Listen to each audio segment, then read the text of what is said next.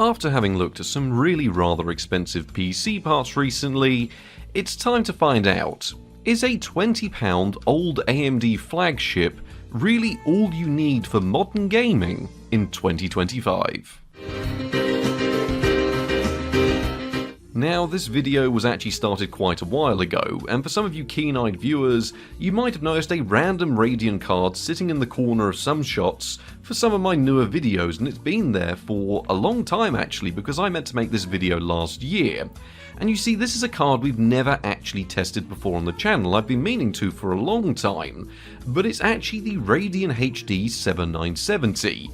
And I picked this one up for around £20, which wasn't even that great of a deal, as mine came off eBay, it was delayed for ages due to some rather questionable packaging, and it just ended up sitting around with half a video made on it for ages. But now I'm looking online, it seems they're going from anywhere from beneath £10 with dodgy coolers. Keep in mind, these are cards that still work, that you just need to bodge a cooler onto them, or you can get ones that are completely in box for around £25. In fact, if you want one with a 5-year warranty, you can go get one for 22 quid from CEX, so you are getting what seems to be quite a lot of card for that money.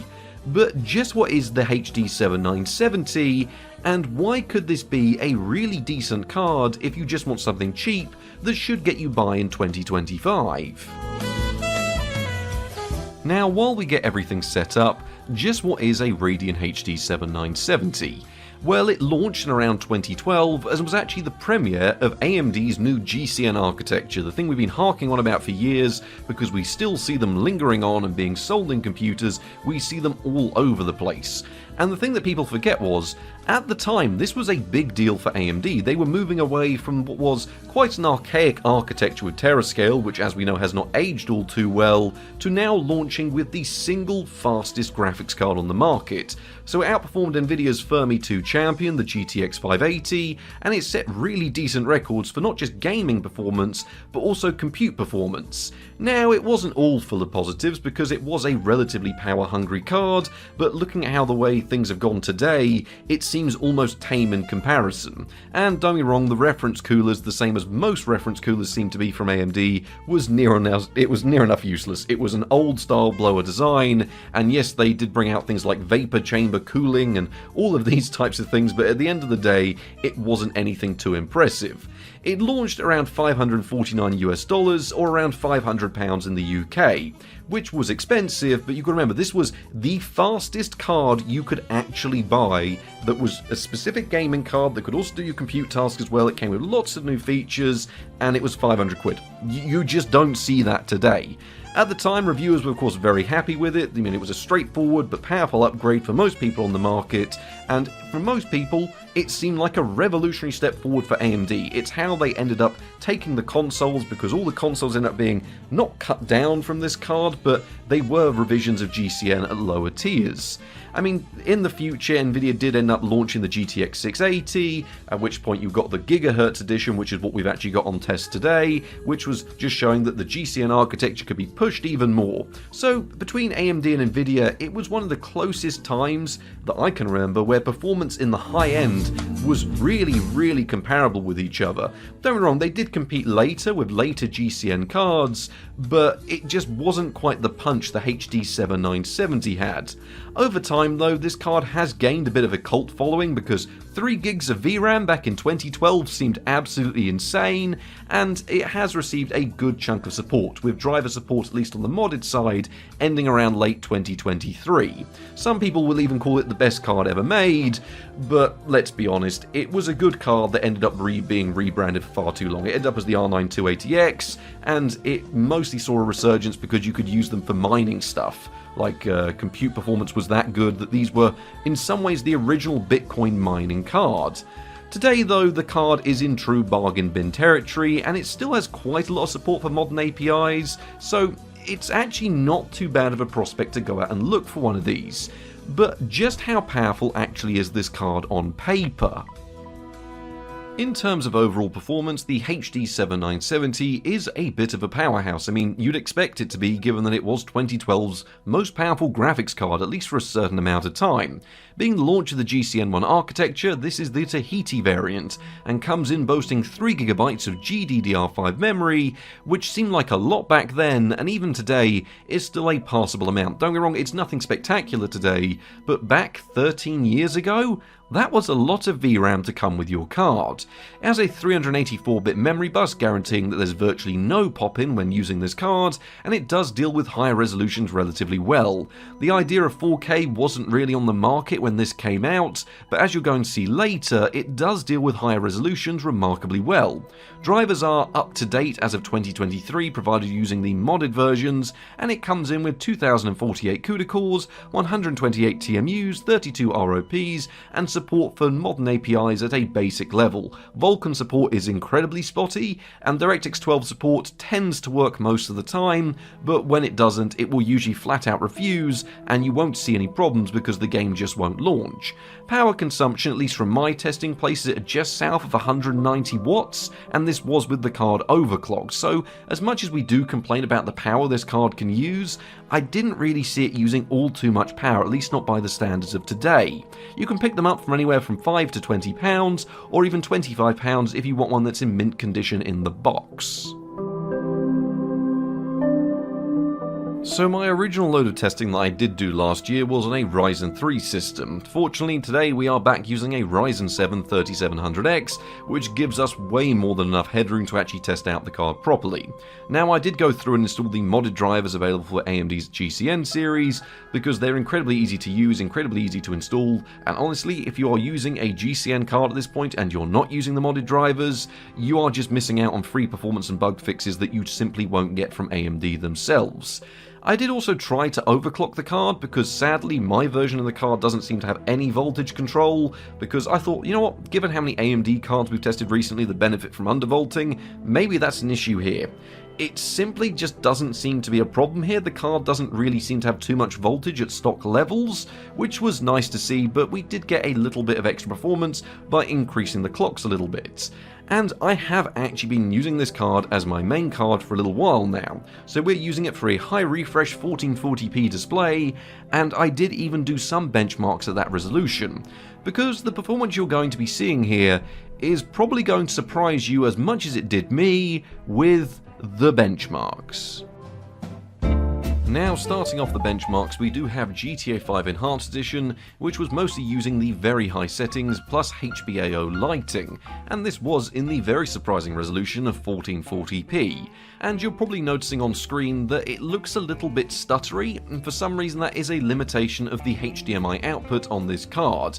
Outputting 1440p to a capture card seems to limit my capture to 30 FPS, as well as the actual output on screen to 30 FPS sometimes. It was very game dependent and seemed very odd, and it didn't do this over DisplayPort. So what I have done is reduce the capture resolution down to 1080p, so you're not seeing the full quality, but what you are going to be seeing is the actual frame rate of the game, which is, if anything, probably more important for the benchmarks. So we saw the game not only look great, but it ran great as well. So now you're seeing the full frame rate on screen. You can see that GTA 5 Enhanced Edition sees perfect utilization and runs perfectly fine on even a HD7970.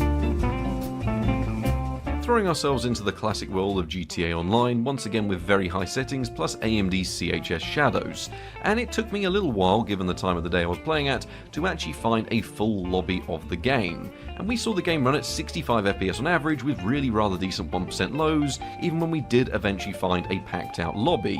In fact, we actually saw rather decent utilization, which is always nice to see, given how questionable this game can be at times.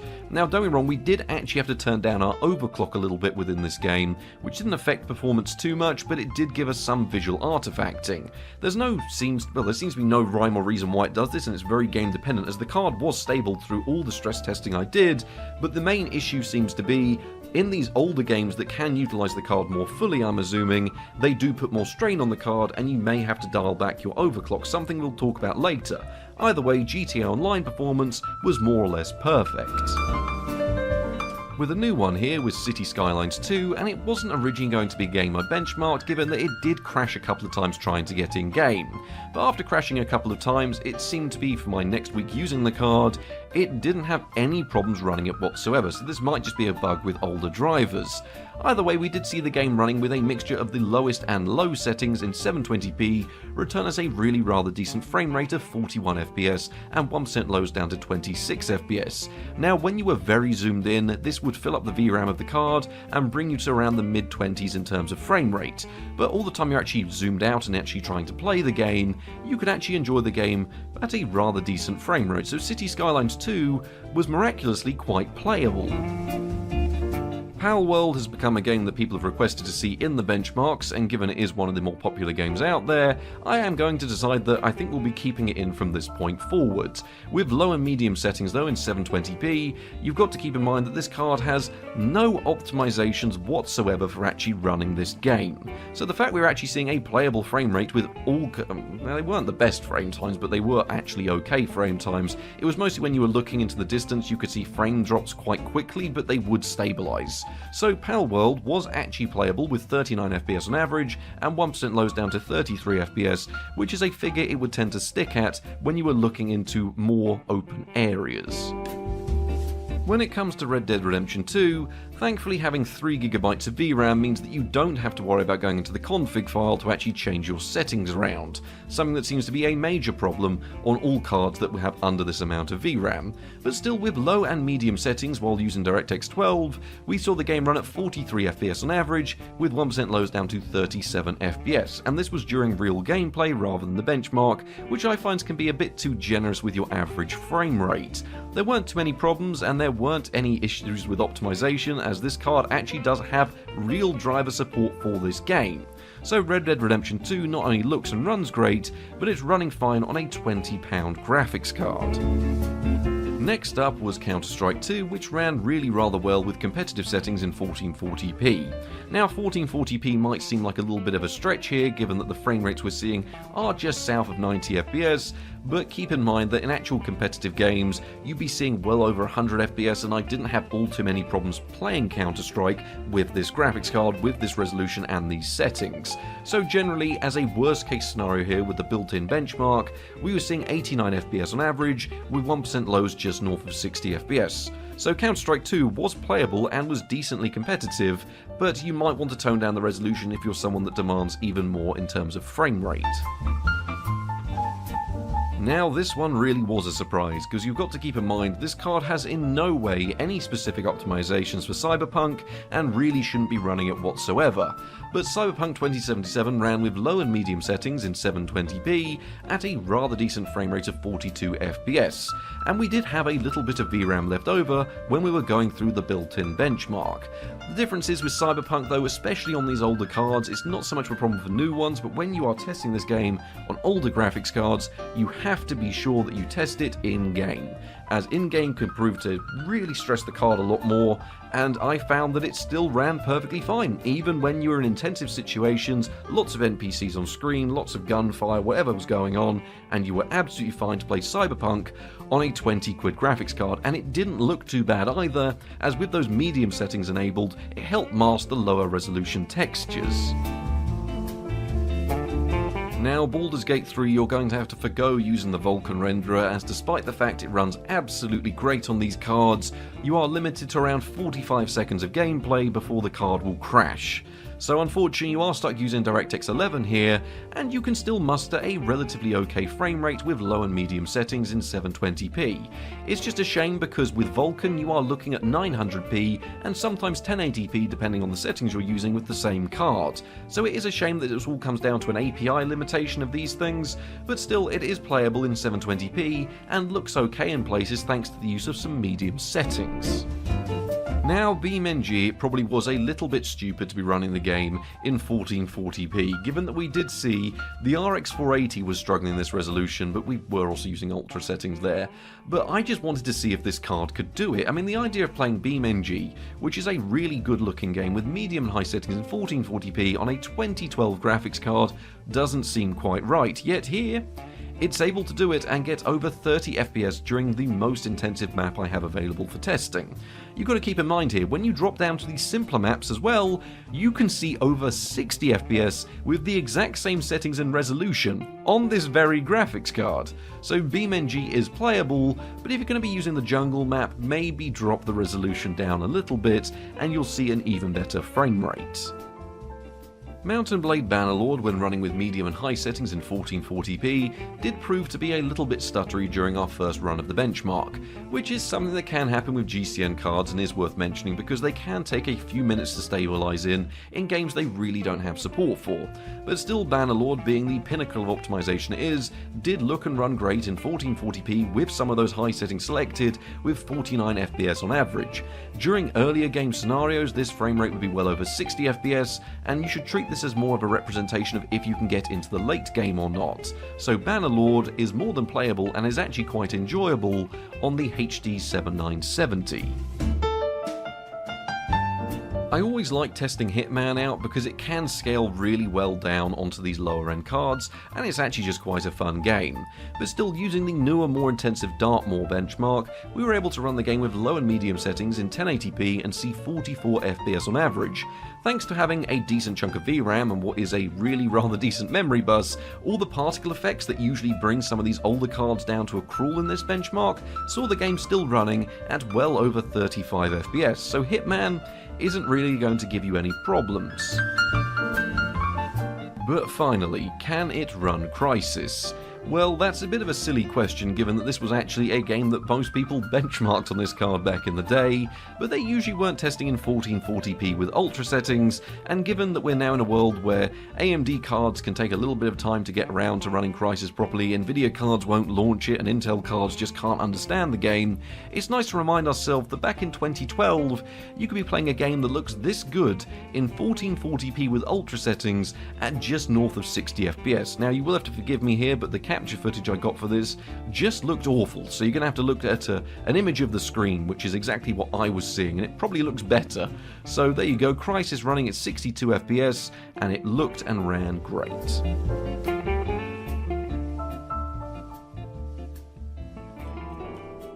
Now, when we actually look at the overall performance of the card, at least looking at all the games side by side, we see the performance is generally really quite stable, with some of the more optimized titles still hitting 60 FPS, and I'm sure in some of these other titles, maybe if you drop the settings further, at least in some of the ones I was running in 1440p, you could even see a higher increase in performance, but honestly, the leap from 1080p to 1440p with this card doesn't hamper performance anywhere near as you might think.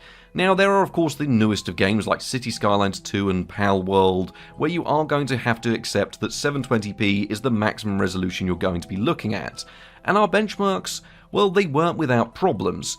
Some titles like PUBG would eventually launch, but it was difficult to actually get a complete benchmark because they could crash at random times. And as I said, I've been using this card as my main graphics card to give you an idea of all the issues and pitfalls and what issues you can have. Now, don't get me wrong, for the types of things I use it for, it's more than fine as working as a high refresh display, 144Hz gaming in Counter-Strike, not a problem. You can just get away with using this graphics card still every day if you're someone that's not playing the latest and greatest titles.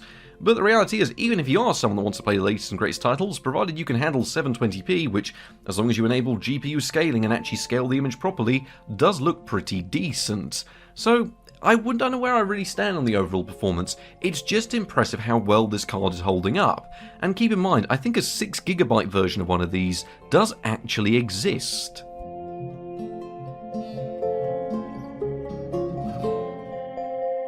Now, this one definitely goes out to a few people out there that remember one of the big selling points of this card, and I think I did touch on it on the history section a little bit, but AMD VCE performance. For those of you that hear me talk about it all the time, it was a big deal back in the day. We're talking 2012, and you had a graphics card that could record whatever you're doing on screen and record it in really rather passable quality at higher bit rates. It won't be doing 4K or anything like that, but up to 1080p, it's absolutely fine, and it will deal with high frame rates and rather decent quality outputs. But one of the big advantages that it had in the day was at the lower bit rates it did offer better quality than the Nvidia cards. And of course today the performance will look a little bit dire, and I'm going to show you some on screen, but this is a 3 megabit per second stream from the Radeon HD7970 encoder, which might not look great today, but keep in mind, if you were someone that wanted to get into streaming on a very basic PC, well not a basic PC, but a decent enough gaming PC from 2012 with a HD7970, you could offload anything you were doing to your graphics card and get away with streaming in okay-ish quality with a mediocre internet, which was quite a big deal back in the day. So there we have it, the Radeon HD7970, and I genuinely think performance is incredibly decent even in 2025, and one of the reasons I sat on this video for so long is because I was weighing it up, because this is a 2012 graphics card, and really that's in the territory for a bit more of a retro review and a focus on the history of how it did at the time. But the problem is, GCN has lasted so long that I actually wanted to see if it was still a viable choice in 2025, because how many of the cut down versions of this card we've tested, yet we've never tested the full thing. And yes, it's ended up being a bit of a hodgepodge into this weird video where we've covered the history, but we've also covered modern performance. And sure, for £10 more you can get an RX 480, or for less than this you can take a chance on a non-working card. I've just bought an RX 480 for £13 or something stupid like that. It was ridiculous how cheap I got it for. But anyway, for the price this goes for, I'm sure there's a lot of regions of the world that aren't as fortunate as us with graphics card prices. And this could genuinely be a really solid choice if you want a card that can still run the most popular titles out there, and some of them even in 1440p, because these things actually sold well and there is a lot of stock out there of them.